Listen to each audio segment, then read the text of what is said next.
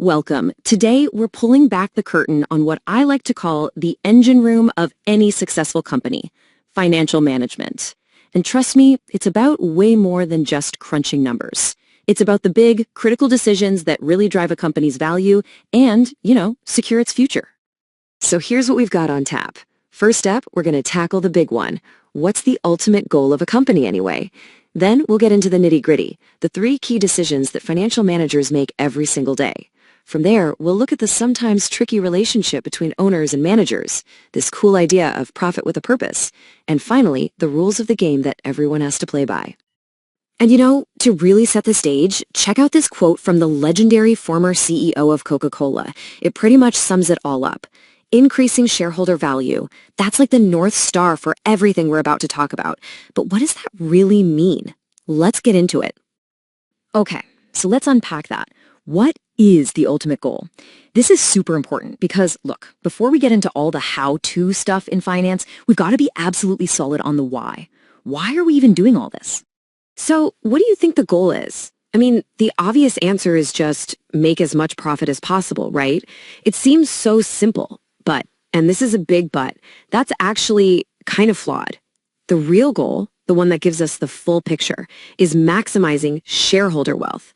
And that distinction, it's a game changer. Let's dig into why. Okay, so here's the problem with just chasing profit. Think of it like a really blunt tool. It's just not precise enough. For one, it doesn't care about timing. $1 million today is way more valuable than $1 million 20 years from now, right? It also totally ignores risk. I mean, a sure thing is always better than a risky bet. And finally, it doesn't factor in things like dividends, how giving cash back to investors actually plays into the company's overall value. And that's where the idea of shareholder wealth comes in, which is basically captured in the company's stock price. See, the share price isn't just some random number bouncing around. It's literally the market's collective opinion, its judgment on how the company is doing. It takes all that stuff we just talked about, timing, risk, dividends, even expectations for the future, and boils it all down into one single number. You can think of it as the ultimate report card. And listen, this is not just some dusty textbook theory. Just look at the heavy hitters. FedEx, McDonald's, Philips. Go read their mission statements. They all say it, loud and clear. Their main job is to create value for their shareholders. This is how it works in the real world, day in and day out. Okay, so we've established the goal, maximize shareholder wealth. The big question now is how? How do managers actually do that? Well, it all boils down to 3 key decisions. When you strip it all away, financial management is really about these 3 things. 1, deciding what stuff, what assets to buy. 2, figuring out where the money to buy that stuff is going to come from.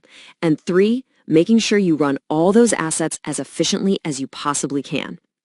And you're doing all of this with that one main goal always in mind. All right, let's break down those 3 pillars. First up is the investment decision. This is the what should we buy question.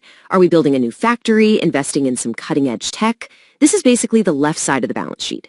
Then you've got the financing decision. This is the how are we going to pay for it question. Do we borrow money? Do we use the owner's capital? That's the right side of the balance sheet. And finally, the asset management decision. This is all about making sure the stuff you already have is working for you, firing on all cylinders. Okay, so that all sounds pretty straightforward, right? But here's where it gets interesting, because the real world has a twist. What happens when the people actually running the company aren't the same people who own it? This little complication has a name. It's called the agency problem. Think about it. The managers are the agents, and they're supposed to be working for the owners, who are the principals. But what if their personal goals don't quite line up? A classic example is a CEO who might want to spend a ton of company cash on, say, a fancy private jet. That's a sweet perk for them, right? But that's money that's not being reinvested in the business to create more value for the actual owners. So how do you fix that? How do you get everyone on the same page? Well, companies have a few tricks up their sleeve. A big one is incentives, like giving managers stock options. That way, when the shareholders make money, the managers make money too. They also use monitoring, things like regular audits, to keep an eye on things. And then there's just the good old pressure of the job market. If you're a manager who gets great results, you build a great reputation, and that opens doors to even bigger and better jobs. But let's pause for a second. Is making money for shareholders the only thing that matters? I mean, is that the whole story? This brings us to a really important kind of modern shift in how we think about all this idea of profit with a purpose. And this quote just nails it. For the longest time, people thought of social responsibility as just a cost. It's something that eats into your profits. But what the smartest companies are figuring out now is that doing good can actually be good for business. It can be a huge competitive advantage. This whole idea has a formal name, of course, corporate social responsibility, or CSR for short.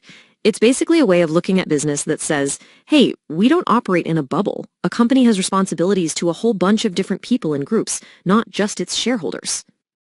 So who are we talking about here? Who are these stakeholders? Well, the list is pretty long.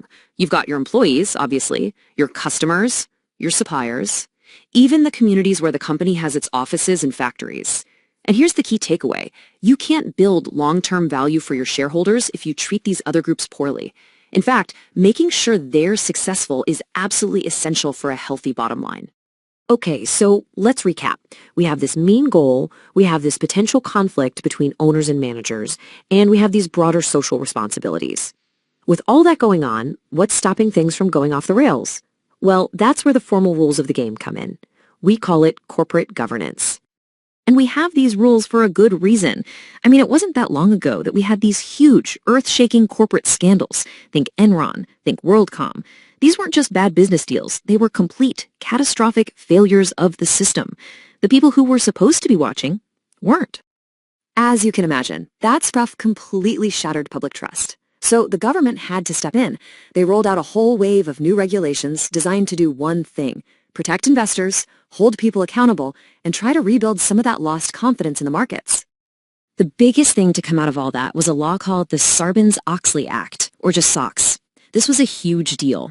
It brought in a ton of strict new rules for accounting, forced companies to be more transparent, and, most importantly, it put some real teeth into the penalties for fraud. It completely changed how the game is played.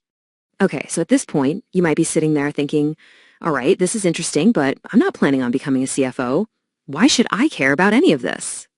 And you know what? That is a totally fair question. Here's the thing about the workplace today. Those old, rigid job descriptions are fading away. Companies are looking for people who can think across different departments. It doesn't matter if you're in marketing, HR, or operations. If you understand the financial side of things, if you get what actually creates value for the business, you're going to be way more successful. It's not just a nice-to-have skill anymore. It's pretty much essential for moving up in any field. So, let's wrap this up with one final thought, a question to chew on.